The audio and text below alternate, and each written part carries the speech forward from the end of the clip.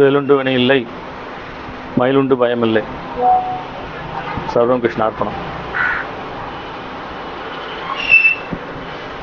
ஸ்க்ரீனில் ஒரு உதாரண ஜாதகம் போட்டிருக்கேங்க. ஒரு திருமண பொருத்தம் எப்படி பார்க்கக்கூடாது அப்படிங்கிறதுக்கு இது உதாரண ஜாதகம்.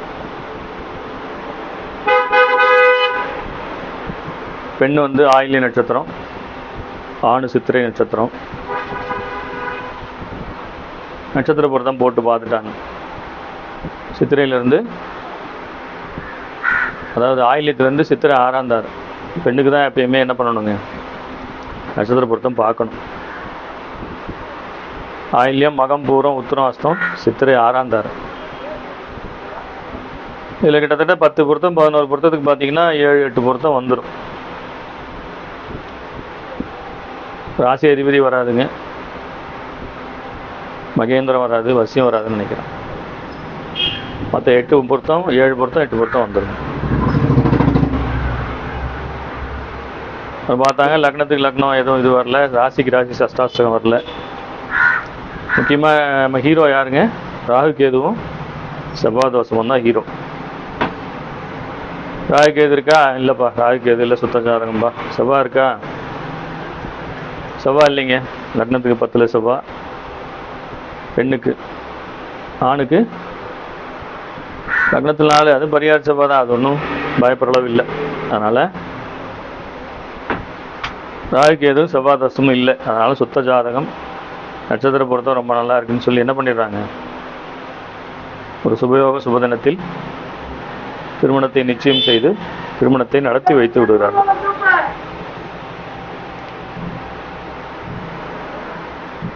அந்த மாதிரி பண்ணும்போது என்ன ஆகுதுங்க, கொஞ்ச நாள் போகுதுங்க, ஒரு 3 மாதம் 6 மாதம் போகுது. அந்த பெண்ணு என்ன பண்ணிடுச்சுங்க, இவனோட வாழ முடியல அப்படின்னு சொல்லி அம்மா அப்பாக்கிட்ட போய் கம்ப்ளைண்ட் பண்ணிடுச்சு. கடைசியில் பார்க்கும்போது இவருக்கு வந்து ஆண்மை சம்மந்தப்பட்ட பிரச்சனைகள்லாம் இருக்குது அப்படிங்கிறது, அதை மறைச்சி வச்சு இவங்க செஞ்சிட்டாங்க. திருமணம் நடந்து விட்டது. அதாவது பரவாயில்ல, மேற்கொண்டு கணவன் மனைவிங்கிற அந்த ஒட்டுறவு, ஒரு பாசம், ஒரு கோயிலுக்கு போகிறது, ஒரு நல்லது கெட்டது கலந்துக்கிறது, சந்தோஷமாக கூட்டிகிட்டு போகிறது வர்றது, ஹனிமூன் போகிறது, இப்படி எதுவுமே நடக்கலை. ஏதோ கணவர் நம்மளை அங்கே கூப்பிட்டு போவார், இங்கே கூப்பிட்டு போவார். இந்த பெண்ணு என்ன பண்ணுறதுங்க, ஆசைப்பட்டு கேட்குறது. அவர் ஏதோ ஒரு சாக்கு சொல்லி அவாய்ட் பண்ணிகிட்டே வந்திருக்காருங்க. அவாய்ட் பண்ணிகிட்டே வந்திருக்காரு.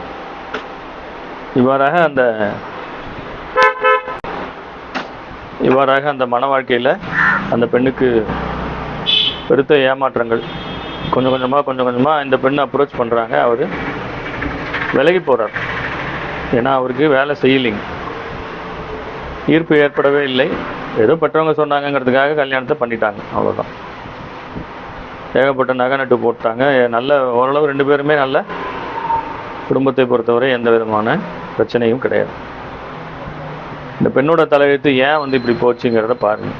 அதே போல் அந்த ஆணும் என்ன பண்ணிடக்கூடாதுங்க, திருமணத்துக்கு சம்மதிச்சிருக்கக்கூடாது. ஏன்னா தன்னுடைய குறையை தெரியுங்கும் போது என்ன பண்ணிடணுங்க, திருமணம் வேண்டான்னு ஒதுங்கி இருந்துடணும். இல்லைன்னா சொல்லி என்ன பண்ணிக்கணுங்க, ஏதாவது பாதிக்கப்பட்ட பெண்ணுக்கு வாழ்க்கை கொடுத்து சும்மா ஒரு துணையாக வந்து நடத்தி போயிட்டுருக்கலாம்.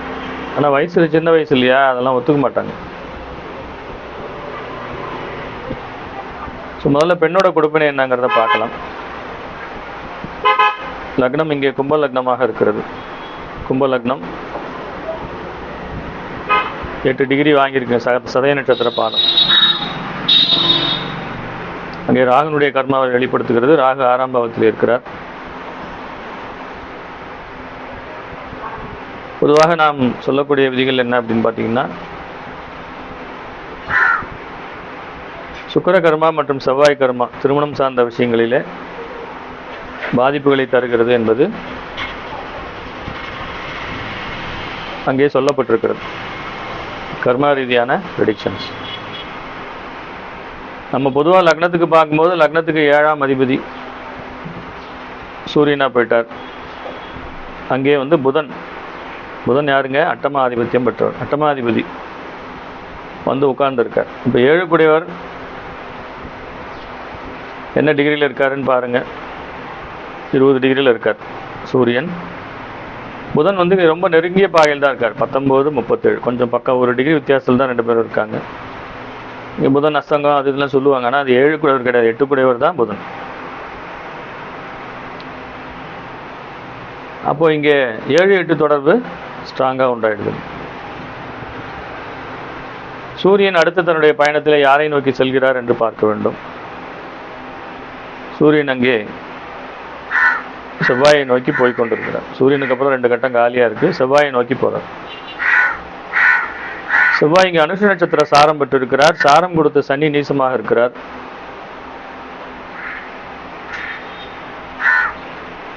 அப்படிங்கிற கணக்கை நாம் எங்க கொண்டு வரணும்.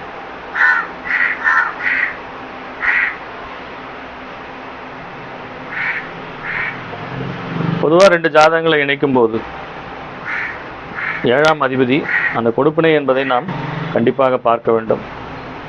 7ஆம் அதிபதி போய் சுபகிரகங்களை நோக்கி செல்லணும். எப்பயுமே வந்து 7ஆம் அதிபதிக்கு அப்புறம் நல்ல கிரகங்கள் இருப்பது தான் ஒரு நல்ல மன வாழ்க்கைக்கு உத்தரவாதம் தருவதாக இருக்கும்.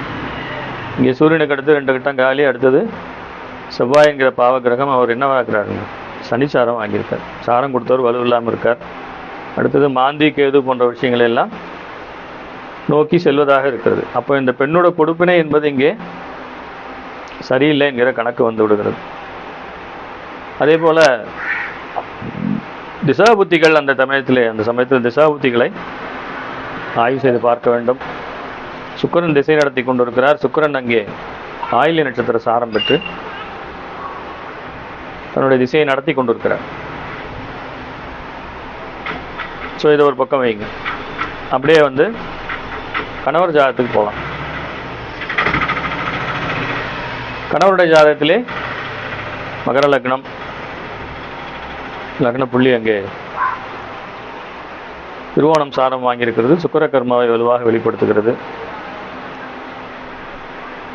இவருக்கும் சுக்கிரன் எங்க இருக்குங்க, கடகத்திலே தான் இருக்குது. இவருக்கு சுக்கிரன் சனிச்சாரம் பெற்றிருக்கிறார். பூச நட்சத்திர சாரம் பெற்றிருக்கிறார். நம்ம பொதுவாக ஒரு ஆண் ஜாதகத்தை இணைக்கும் போது வீரியஸ்தானம் என்பது 3ஆம் பாவமாக சொல்லப்பட்டிருக்கிறது. வீரியஸ்தானத்திற்கு பாதிப்புகள் இல்லாமல் பார்த்து கொள்ள வேண்டும். அந்த ஸ்தானாதிபதி வலு குறையக்கூடாது. இப்போ குரு இங்கே 3ஆம் அதிபதி குரு வக்கரமாக இருக்கிறார். அவர் அந்த 3ஆம் பாவத்துக்கு 8லே மறைகிறார். பார்த்துக்கோங்க, ராகு சாரம் வாங்கியிருக்கார். இது வந்து ஆதிபத்திய ரீதியாக 3ஆம் அதிபதி என்று சொல்லப்பட்ட கிரகம் வலு குறைந்ததை அந்த தன்மையை இங்கே சுட்டி காட்டுகிறது. சரி, அவர் தான் போயிட்டாரு. அதிபதி யாரு, அதாவது காரக கிரகம் யாரு? அதிபதி தான் குருவா போயிட்டார். காரக கிரகம் என்பது செவ்வாய் தாங்க காரகர். காலபுருஷ 3ஆம் அதிபதி, அதாவது காலபுருஷ ரீதியாக மேஷத்துக்கு பார்க்கும்போது 3 கூடை புதனா போயிடுறாரு.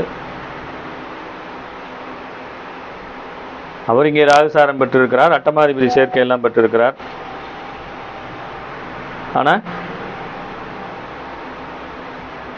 காரக கிரகம் வந்து செவ்வாய் 3ஆம் பாவத்துக்கு காரகம், தைரிய வீரிய பராக்கிரமஸ்தானம். செவ்வாய் வலுவாக இருந்தால் தான் ஒரு ஜாதகத்திலே ஆண்மை இருக்கும். இங்கே செவ்வாய் கேதுவோட நெருங்கியிருக்கார். செவ்வாய் என்ன பண்ணிட்டாருங்க, 3 டிகிரிக்குள்ள கேதுவை நெருங்கி இருக்கிறார். அவர் சனியினுடைய நீச வீட்டிலே இருக்கிறார். லக்னாதிபதியோட நீச வீடு அது. செவ்வாய்க்கு ஆட்சி வீடு தான் இல்லைன்னு சொல்லலை. ஆனால் இந்த லக்னமாக வரும்போது இந்த செவ்வாய் அங்கே இருக்கிறது குற்றம். அதை வேற 3 கூடைய குரு வேற பார்த்துடுறாரு.